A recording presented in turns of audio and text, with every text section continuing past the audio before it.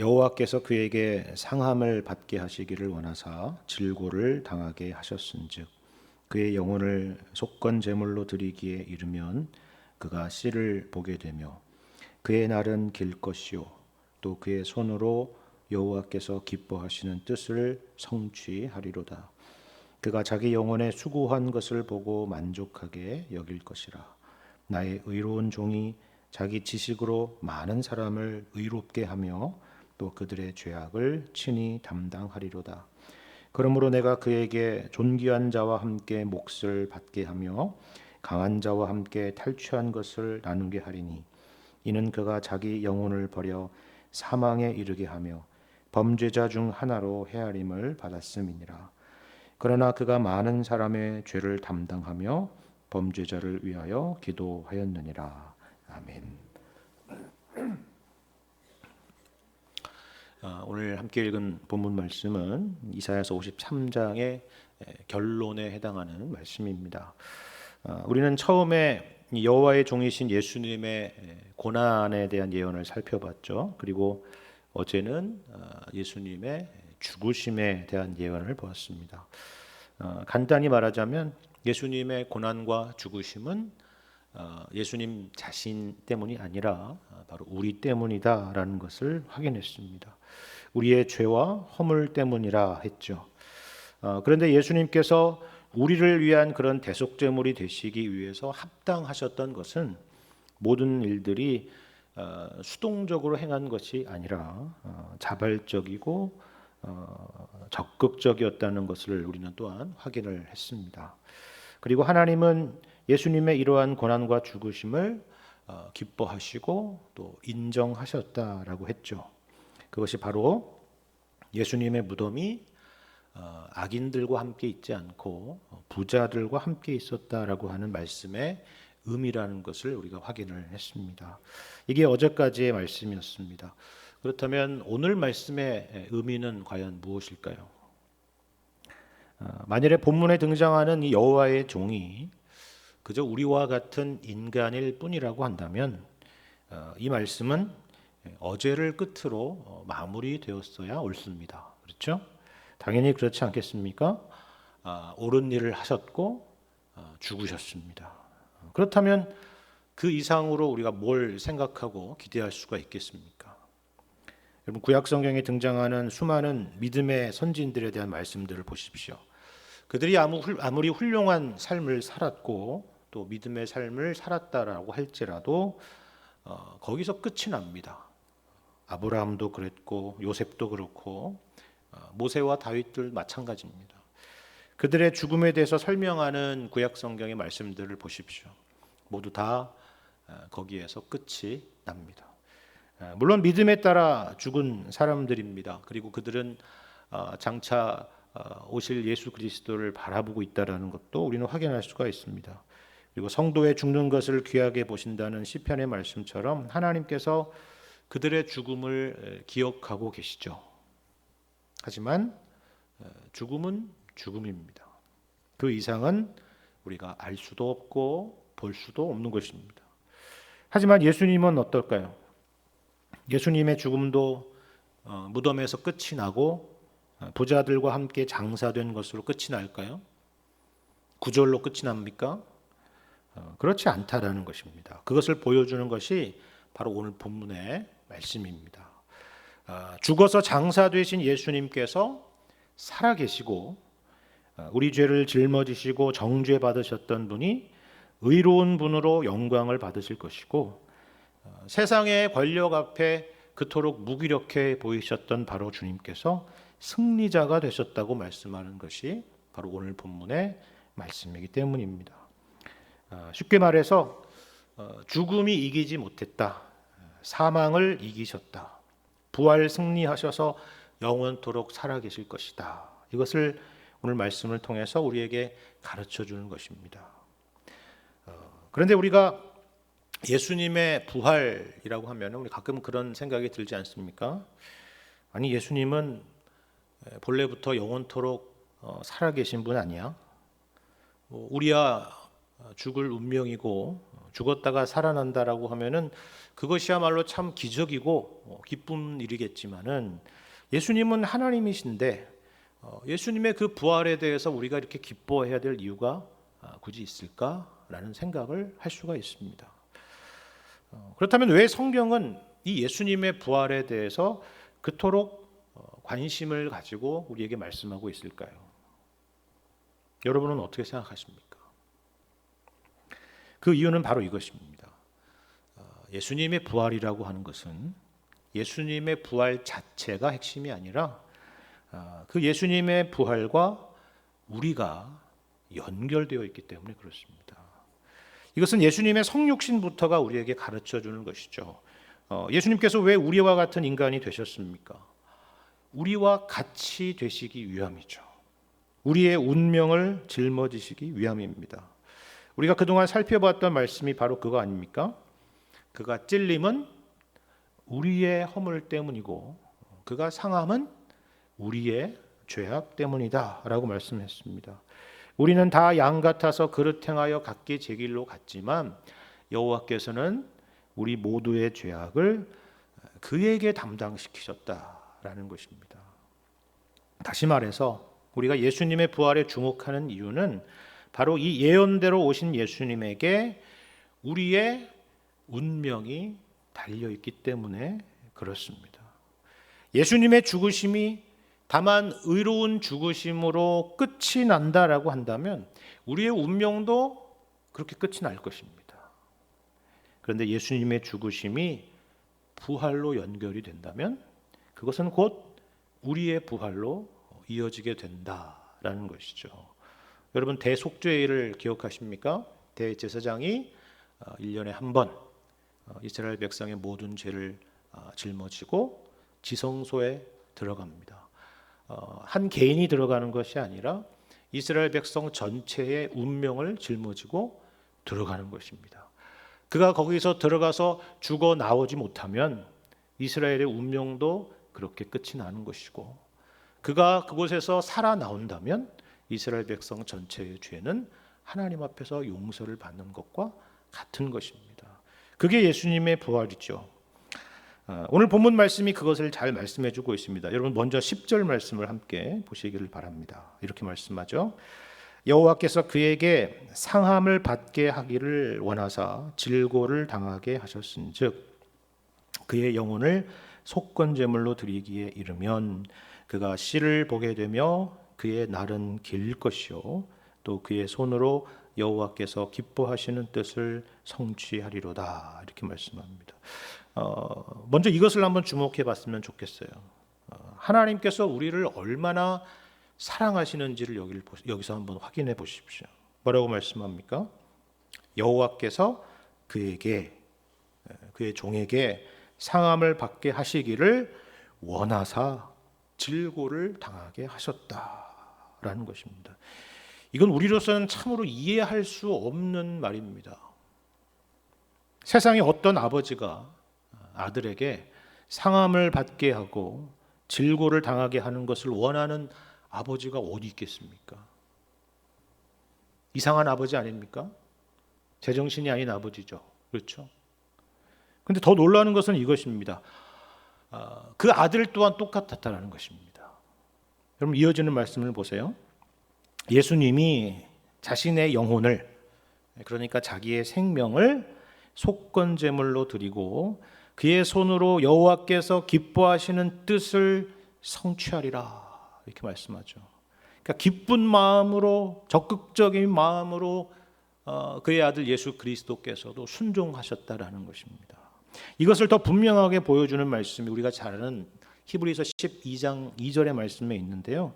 이렇게 말씀하고 있습니다. 히브리서 12장 2절에 믿음의 주요 또 온전하게 하시는 이인 예수를 바라보자. 그는 그 앞에 있는 기쁨을 위하여 십자가를 참으사 부끄러움을 개의치 아니하시더니 하나님 보좌 우편에 앉으셨느니라 라는 말씀입니다. 예수님이 어떤 분이셨다고요? 그는 그 앞에 있는 기쁨을 위해서 우리를 죄에서 구원하시는 그 기쁨을 위해서 십자가를 참으시고 부끄러움도 개의치 아니하셨다라는 라는 것입니다. 놀라운 말씀입니다.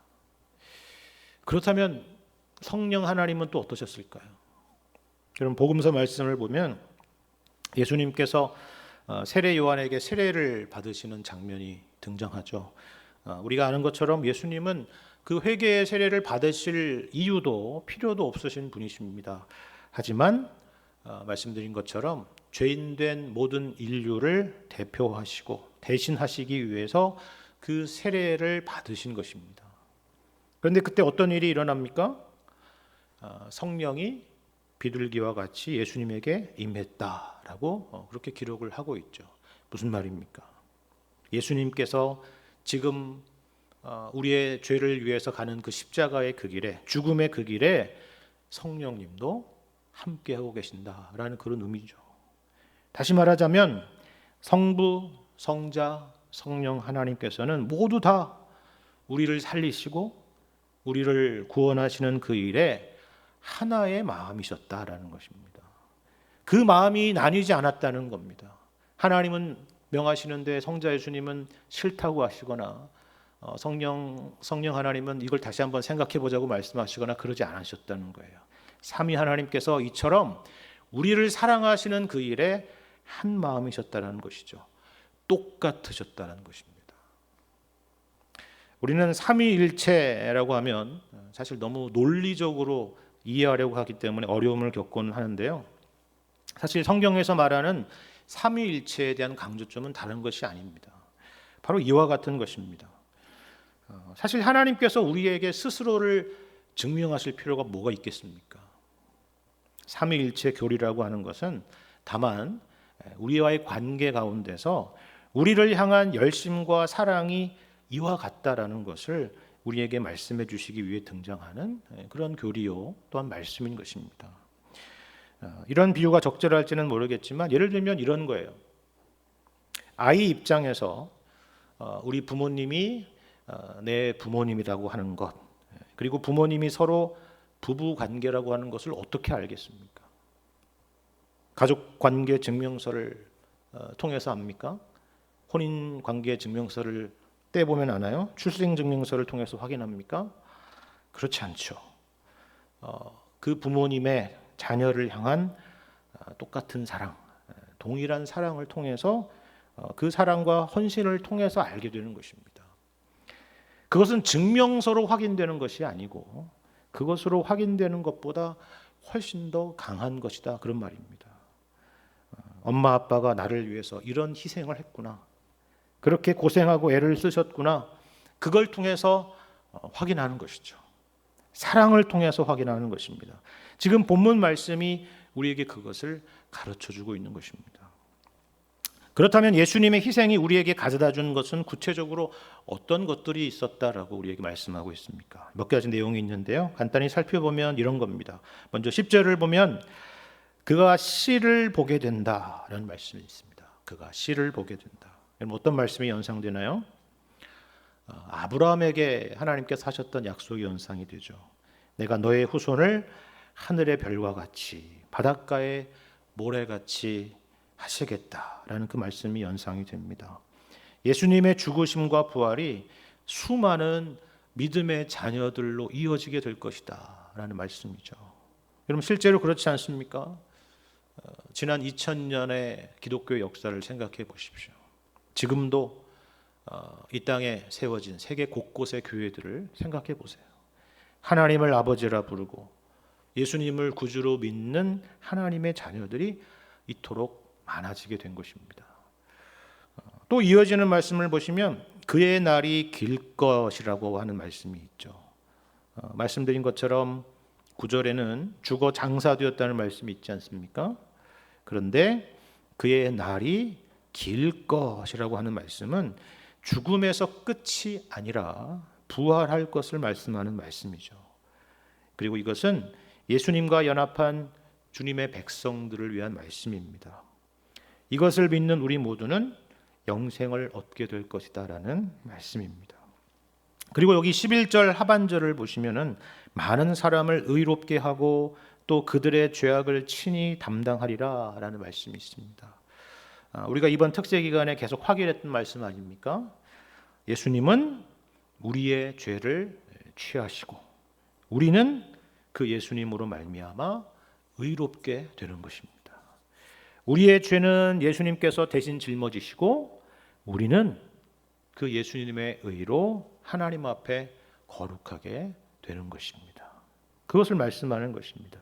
그리고 또 12절을 보시면 존귀한 자와 함께 몫을 받게 하고 강한 자와 함께 탈취한 것을 나누게 하리라 라는 말씀이 있습니다. 참으로 귀한 말씀입니다. 여러분, 일단 이 말씀은 예수님의 위대한 승리를 묘사하고 있습니다. 예수님께서 죄와 사망의 권세를 이기실 것이다라는 말씀이죠. 마귀의 권세에 사로잡혔던 우리를 해방하시리라라는 말씀입니다. 여러분, 마귀가 하는 일이 있는데요. 요한계시록의 말씀을 보면 이 마귀가 우리를 밤이고 낮이고 참소한다라고 기록을 하고 있습니다. 밤낮 참소한다라고 기록을 하고 있습니다. 무슨 말이에요? 마귀는 우리가 죄인이라고 하나님 앞에 늘 고발한다는 것입니다. 사실 틀린 말은 아니죠. 우리는 늘 죄를 짓고 설령 우리가 우리 죄를 꼭꼭 숨겨놓는다라고 한다 할지라도 그 죄가 없어지지 않기 때문입니다. 들춰내면 다 드러나고 마는 것이 우리의 죄들이죠. 그래서 이 마귀는 하나님의 거룩하심과 의로우심에 호소하면서 우리를 밤낮 하나님 앞에서 참소하는 것입니다. 우리를 낙심과 절망으로 빠뜨리는 것이죠. 하지만 이제 예수님이 나서시는 것입니다. 그래서 하나님 앞에서 내가 그들을 위해 십자가에서 모든 죄값을 다 치루었다라고 우리를 변호하시는 것이죠. 여러분, 여기 12절 중반절 말씀이 바로 그거 아닙니까? 이는 그가 자기 영혼을 버려 사망에 이르게 하며 범죄자 중 하나로 헤아림을 받았습니다 하는 것입니다. 예수님이 우리의 죄를 짊어지셨습니다. 그리고 우리에게는 이 예수님이라는 변호인이 있기 때문에 마귀의 참소는 이제 더 이상 힘이 없다라는 것입니다. 우리가 예수님께로 가면 되는 것입니다. 예수님의 십자가 아래에 있으면 안전하기 때문입니다. 예수님이 승리자요, 예수님이 죄의 정복자이기 때문에 그렇습니다. 뿐만 아니라 우리가 이 말씀에서 주목할 또 한 가지의 중요한 내용은 여기 탈취한 것을 나눈다라는 말씀입니다. 여러분, 이게 무슨 의미인지 아시겠습니까? 여기서 탈취한 것이라고 하는 것은 전리품을 말합니다. 전쟁에서 승리하면 따라오게 되는 전리품이죠. 그런데 중요한 것은 이 전리품이 본래 없던 것을 빼앗아 온 것이 아니라는 것입니다. 이것은 본래 우리에게 주어졌었던 것, 하나님께서 우리를 창조하셨을 때 주어졌던 것인데 인류의 죄로 인해서 잃어버렸던 바로 그 영광을 회복해 주시리라라는 말씀입니다. 우리는 본래 하나님의 형상으로 지음을 받지 않았습니까? 이제 그 하나님의 영광스러운 형상을 회복해 하신다라는 말씀입니다. 로마서의 표현대로 하자면 이제 우리는 하나님의 상속자가 되고 그리스도와 함께한 상속자가 된다라고 하는 그 약속인 것입니다.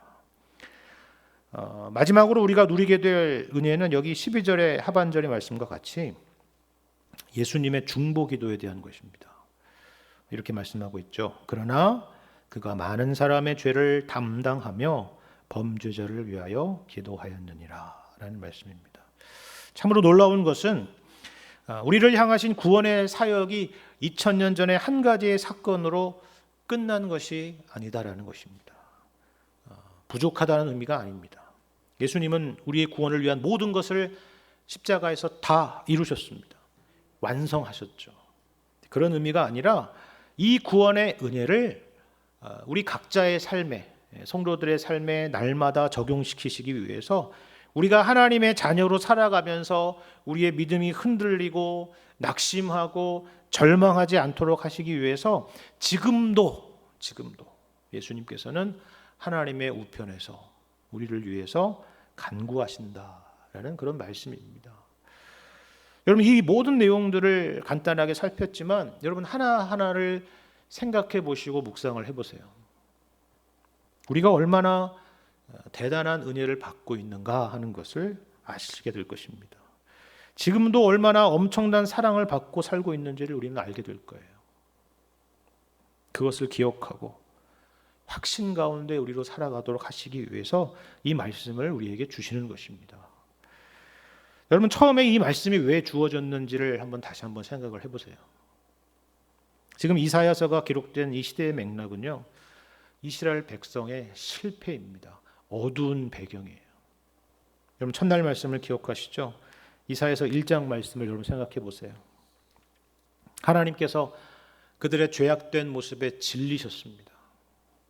구제불능의 상태라는 것을 보여주죠. 그리고 그 결과로 이스라엘은 패망하게 될 것이고 결국 그들은 바벨론의 포로로 끌려가게 될 것입니다. 그것을 예견하는 말씀입니다. 그런데 한번 생각해 보세요. 이 바벨론 포로의 생활은 분명히 말씀드린 것처럼 죄의 결과죠. 죄의 형벌입니다. 그렇다면 그토록 매를 맞고 돌아온다면 앞으로는 달라져야 될 것이다라는 것을 우리는 기대하게 되겠죠. 다른 사람이 되어 있어야 될 것입니다. 그런데 성경이 우리에게 뭘 가르쳐 주는지 아십니까? 여러분, 포로 후기의 성경들을 보십시오. 예를 들어서 에스라나 느헤미야 말씀을 보세요. 뭘 보여줍니까? 그들은 조금도 달라지지 않았다라는 것입니다. 그걸 보여주는 말씀이에요. 뭘 말하는지 아시겠습니까?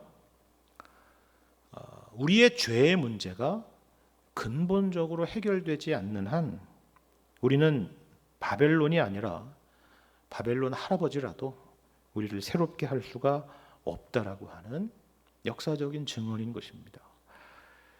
그렇다면 왜 이 이사야서 53장의 예언이 있는지는 분명하지 않습니까?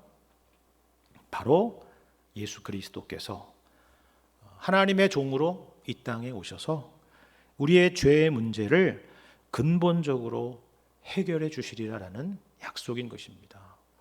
이걸 바라보라고 하는 것이죠. 너희 자신을 바라보고 너희 자신을 믿고 그래서 실망하고 좌절할 것이 아니라 너희에게 보내실 메시아 여호와의 종 예수 그리스도를 바라보라라는 그 말씀인 것입니다. 오직 여기에 너희들의 살 길이 있다라고 말씀하는 것입니다. 우리도 마찬가지입니다. 저는 이 고난주간이라고 하는 것이 예수님의 고난과 죽으심을 생각하게 하는 참 유익한 시간이라는 것을 알면서도 걱정되는 것이 하나 있다면 이것입니다. 우리가 이 기간에 초점을 두어야 되는 것은 하나입니다. 오직 하나예요. 그것은 바로 예수 그리스도입니다. 하나님께서 예수 그리스도를 이 땅에 보내셔서 우리에게 베풀어 주신 이 완전한 구원을 바라보고 믿고 또 확신하는 것입니다. 그런데 어떤 사람들은 이 고난주간에 예수님을 바라보는 것에 초점을 두지 않고 스스로 괴롭게 하는 것으로 자기 만족을 삼거나 아니면 그렇게 못하는 스스로를 보면서 좌절하는 사람들이 있어요. 그래서는 안 된다는 것입니다. 오늘 말씀에서 확인하는 게 뭐예요? 삼위 하나님께서 우리를 이토록 사랑하신다는 거 아닙니까? 우리가 잘 아는 요한복음 3장 16절의 말씀처럼 하나님이 세상을 이처럼 사랑하사 독생자를 주셨구나 하는 것 아닙니까? 바로 이것을 기억하는 것이죠. 그래서 부정적인 방향으로서가 아니라 긍정적인 방향으로서 이 시간들을 보내는 거예요. 예수님이 십자가에서 승리하셔서 우리에게 전리품을 주셨다라고 말씀 확인했죠. 성령의 열매를 맺게 하지 않으셨습니까? 그 성령의 열매에서 열거되는 것 중에 첫 번째가 뭡니까? 사랑이죠. 사랑입니다. 서로 사랑하는 것입니다. 이 고난주간에 인상 쓰면서 다니는 것이 아니라 서로 웃으면서 사랑으로 섬기는 거예요. 우리 주님이 주신 전리품을 함께 나누는 것입니다. 거저 받았으니 거저 주는 것입니다. 예수 안에 있는 구원의 은혜를 우리가 함께 나누는 것입니다. 우리의 인생의 환경이 심지어 이사야서 본문에 나와 있는 맥락처럼 바벨론 포로 생활과 같은 그런 삶이라고 할지라도 이 믿음으로 살아가는 것입니다. 이것을 기억하라고 주시는 말씀입니다. 세상이 뭐라 해도 이 믿음 가운데 사는 사람들은 결코 인생의 패배자들이 아니라는 사실을 기억하시기를 바랍니다. 우리는 예수 안에서 승리자들이고 영원을 누리는 자들이고 이 땅에서 주님이 주신 이 영적인 전리품들을 누리고 나누는 풍성한 자들이다라는 것입니다. 예수님께서 우리를 위해서 모든 것을 내어주셨기 때문입니다. 이 은혜를 여러분 꼭 기억하시고 남은 고난주간 그리고 일평생 우리를 구원하신 하나님에 대한 감사와 찬송이 넘치는 귀한 시간 되시기를 우리 주님의 이름으로 간절히 축원합니다.